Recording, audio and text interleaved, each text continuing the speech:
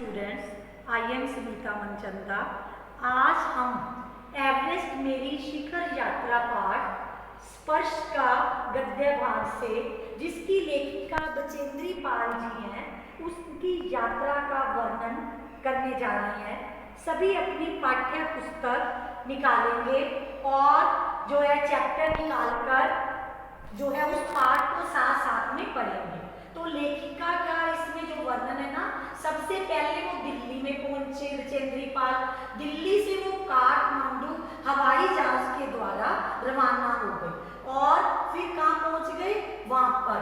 और शेरपा लैंड के नमचा बाजार से ना पहुंचकर उन्होंने किसको निहारा, जो है एवरेस्ट को।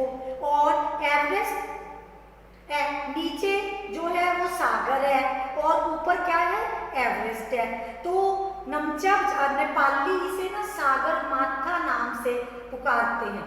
नेपाली इसको क्या कहते हैं, सागर का माथा, एवरेस्ट को कहते हैं। तो इनके जाने से पहले ही जो एक दल पहले ही वहां पहुंच गया था, जिसमें जो क्योंकि रास्ता बड़ा कठिन था, हिमपात हो रहा था, रास्ते में सारी बर्फ थी, तो उस रास्ते को साफ करने के लिए ना एक दल पहले ही वहां पहुंच गया।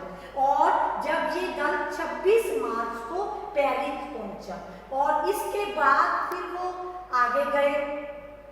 और जो शेरपा, इनको ना बर्फ के गिरने की, इनको आगे बर्फ के खिसकने से शेरपा कुली की जो है मौत का समाचार मिला।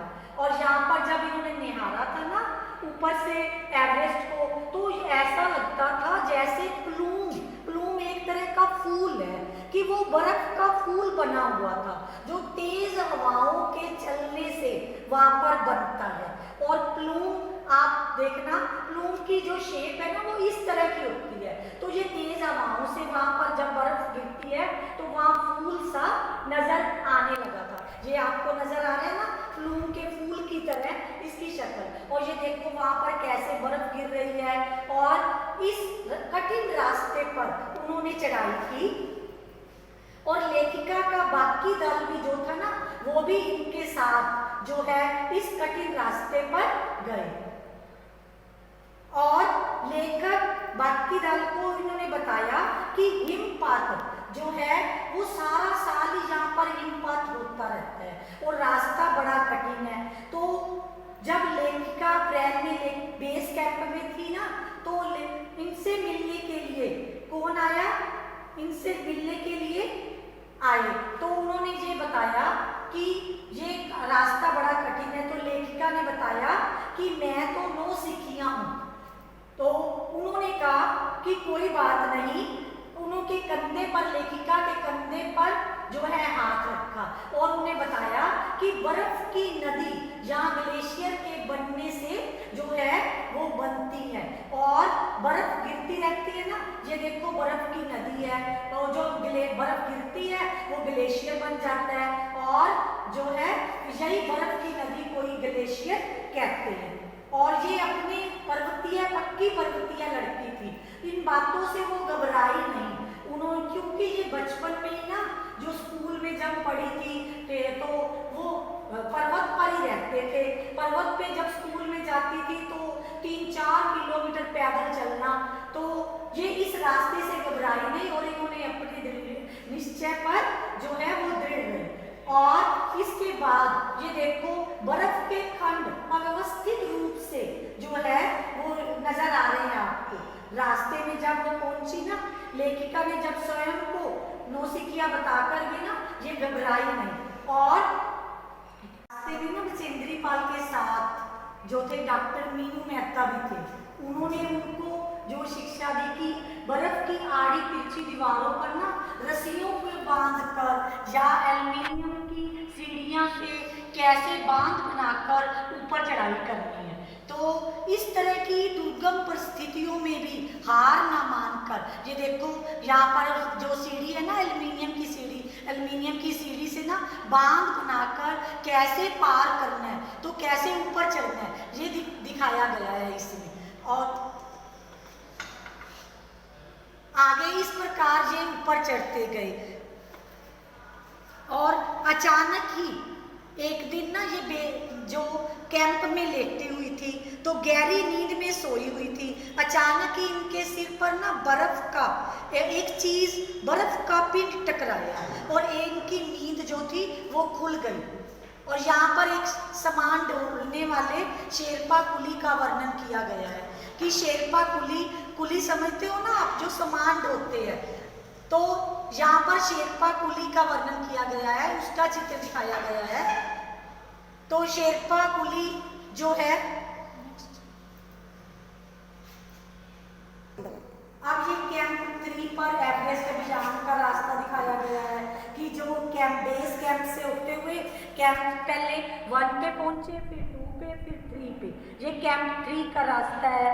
और यहाँ पर क्या हुआ कि ये देखो ये कितना कठिन रास्ता है, बर्फ ही बर्फ चारों ओर नजर आ रही है। पहाड़ी रास्ते से होते हुए लोहत्से की ढलान पर पहुंचे और यहाँ पर जब ये लेटी हुई थी ना तो एक बर्फ का पिंड इनके ऊपर आ गिरा। इस दुर्घटना से सभी लोग जो थे वो घायल हो गए और सुबह तक सुरक्षा दल वहां पर पहुंच गया। लेकिन ये बात है कि वहां किसी की मृत्यु नहीं हुई। कर्नल और इसके बाद सुरक्षा दल जब पहुंच गया तो सुरक्षा दल ने इनको वापस जाने के लिए कहा, लेकिन इन्होंने इनकार कर दिया। इन्होंने अपनी हिम्मत दिखाई और अपने रास्ते पर चलते गए। और देखो लास्ट में ये वहां पर एवरेस्ट में पहुंच गए और कर्नल कुल्ल ने सुरक्षा दल के कार्य की प्रशंसा भी की। और उन्होंने लेखिका से ये पूछा कि आप वापस जाना चाहते हो, लेकिन इन्होंने वापस जाने से इनकार कर दिया। हिमखंड के देखो बड़े बड़े टुकड़े, जैसे विशाल का एक हिमपुंज देखो कैसे नजर आ रहे हैं, वैसा ही ये रास्ता था। और इसके बाद लास्ट में ये जो है वहाँ धीरे धीरे अपने दल के सदस्यों के साथ वहाँ पर पहुँच गए। और पहुँचकर इन्होंने, वो कौन सा दिन था, 23 मई 1984 का दिन था, दोपहर का समय था। और लेखिका वहाँ पर एवरेस्ट पर पहुँच गई और पहुँचकर इन्होंने क्या है, पहुँचकर लेखिका ने थैले से दुर्गा माँ का चित्र निकाला और दुर्गा माँ का चित्र निकालकर लाल कपड़े में उसको लपेटकर जो है वहाँ पर अपना तिरंगा झंडा जो था वो फहरा दिया। और वहाँ पर जब इन्होंने, और फिर इन्होंने धरती माँ को वहाँ पर नमस्कार किया। नमस्कार करके उन्होंने यहाँ फिर इनसे जो इनकी प्रशंसा करते हुए जब एवरेस्ट की चोटी पर पहुंच गए ना तो इनकी प्रशंसा करते हुए कर्नल कुल्ल ने इनके माता पिता को भी बधाई दी और ये कहा कि आज देश को तुम पर जो है गर्व है। चारों तरफ ये देखो बछेंद्री पाल है और ये वहाँ पर पहुँच चुके हैं, वहाँ पर एवरेस्ट की चोटी पर, और वहाँ पर पहुँचकर इन्होंने झंडे को फहराया है। और फिर आज देश को भी इन पर क्या है, गर्व महसूस होता है। तो ये इनकी यात्रा का वर्णन किया गया है कि कैसे ये पहली महिला थी जो एवरेस्ट की चोटी पर पहुंची। इस प्रकार इसमें यात्रा का वर्णन का कुछ अंश दिया गया है। आप स्टे होम, स्टे सेफ,